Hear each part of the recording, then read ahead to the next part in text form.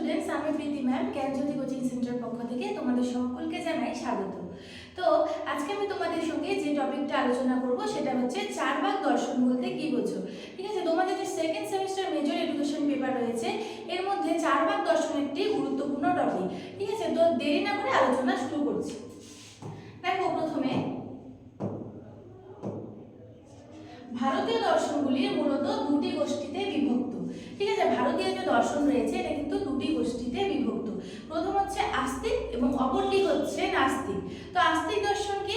আস্তিক হচ্ছে এমন একটি দর্শন যা ঈশ্বরের ওপর বিশ্বাস রাখে, অর্থাৎ যারা ঈশ্বরকে বিশ্বাসী করে তারা সেটা হচ্ছে আস্তিক দর্শন। আর নাস্তিক দর্শন হচ্ছে অবৈদিক। এখানে কিন্তু দেখো, আস্তিক দর্শনকে বৈদিক দর্শন বলা হয়েছে কারণ তারা বেদের ওপর বিশ্বাস করে, এবং নাস্তিক দর্শনকে অবৈদিক বলা হয়েছে কারণ তারা বেদের ওপর বিশ্বাস করে না। তাহলে দ্বিতীয়টি অর্থাৎ হচ্ছে নাস্তিক দর্শন রয়েছে, নাস্তিক বা অবৈদিক গোষ্ঠীভুক্ত দর্শনগুলি হলো জৈন দর্শন, বৌদ্ধ দর্শন এবং চারবাক দর্শন।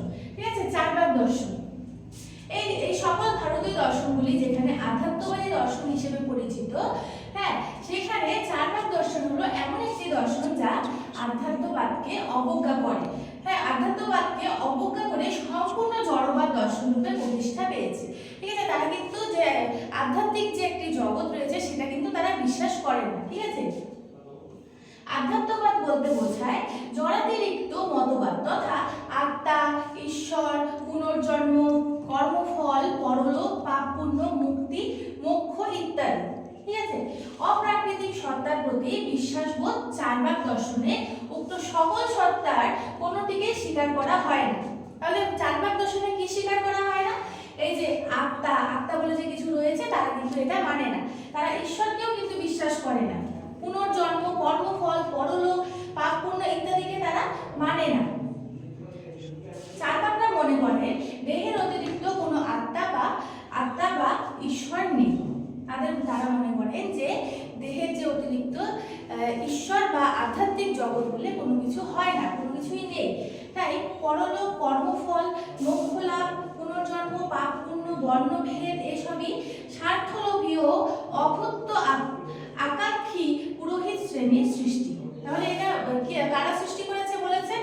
যে পুরোহিত শ্রেণীরা সৃষ্টি করেছেন। কি সৃষ্টি করেছে? এই যে পরলোক, কর্মফল, তারপরে মোক্ষ লাভ ইত্যাদি। ঠিক আছে, এরপরে দেখো কি বলেছে, চারবাক এই জন্য বেদকে প্রামাণ্য গ্রন্থ হিসেবে স্বীকার করেননি। যেহেতু ব্রাহ্মণ বা পুরোহিত শ্রেণীর সৃষ্টি করা এই যে পরলোক, কর্মফল যেগুলো বললাম, সেই কারণে কিন্তু বেদের প্রমাণকে তারা স্বীকার করেনি। কারা স্বীকার করেনি? চারবাক দার্শনিকরা বেদের প্রমাণকে স্বীকার করেনি, অর্থাৎ তারা হচ্ছে নাস্তিক। তারা বর্তমান জীবনে সুখ স্বাচ্ছন্দ্যকে বেশি গুরুত্ব দিয়েছে। এই যে আমাদের যে বর্তমান জীবনে সুখ স্বাচ্ছন্দ্য, আমরা যে কর্ম করছি এটাকে তারা কিন্তু বিশ্বাস করে। এই যে আধ্যাত্মিক জগৎ বলে কোনো কিছু রয়েছে তারা কিন্তু সেটাতে বিশ্বাস করেন না। ঠিক আছে, এদিক দিয়ে দেখতে গেলে চারবাক দর্শন হলো ভারতীয় দর্শনের মূল স্রোতের বিরোধ। ভারতীয় দর্শনের মূল স্রোতের বিরোধ। দেখো, এরপরে রয়েছে এই চারবাক শব্দ। এই চারবাক শব্দটির কিন্তু আলাদা আলাদা মানে আলাদা ভাবে বলা রয়েছে।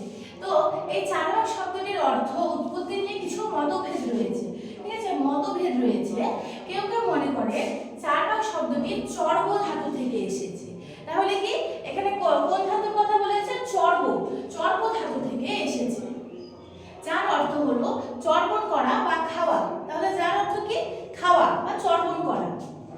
অনেকে মনে করে চারবাক শব্দটি চারু এবং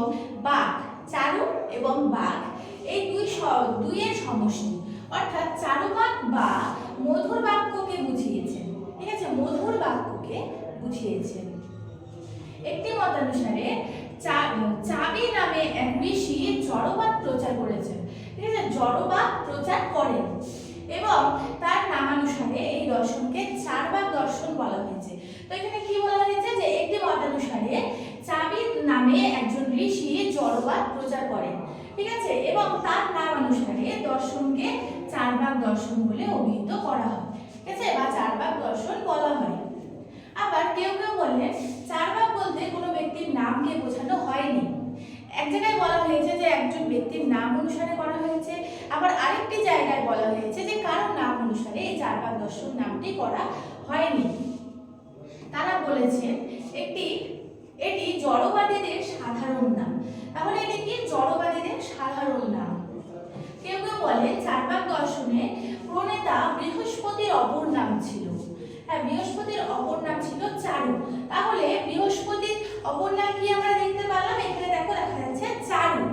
ঠিক আছে, চারু। যারা চার অর্থাৎ বৃহস্পতির বাক অনুসরণ করে তারাই হলো চার্বাক। দেখো এই কথাটা খুব সুন্দর বলেছে যে যারা চার অর্থাৎ বৃহস্পতির বাক অনুসরণ করে তারাই হচ্ছে চার্বাক। ঠিক আছে, তো আজকের আলোচনার বিষয় আমার এতটুকুই। তো দেখা হচ্ছে পরের ভিডিওতে। ভিডিওটি শেষ করার আগে তোমাদের ছোট্ট একটা ইনফরমেশন দিতে চাই। তোমরা যদি আমাদের জ্ঞানজ্যোতি কোচিং সেন্টারে অনলাইনে যুক্ত হতে চাও তাহলে দেখো দুটো নাম্বার দেখতে পাচ্ছ। এই দুটো নাম্বারের মধ্যে তোমরা যে কোনো একটা নাম্বারের সঙ্গে যোগাযোগ করতে পারো। এটা আমাদের জ্ঞানজ্যোতি কোচিং সেন্টারের অফিসিয়াল হেল্পলাইন নাম্বার। তো ভিডিওটি শুরু থেকে শেষ পর্যন্ত দেখার জন্য থ্যাংক ইউ।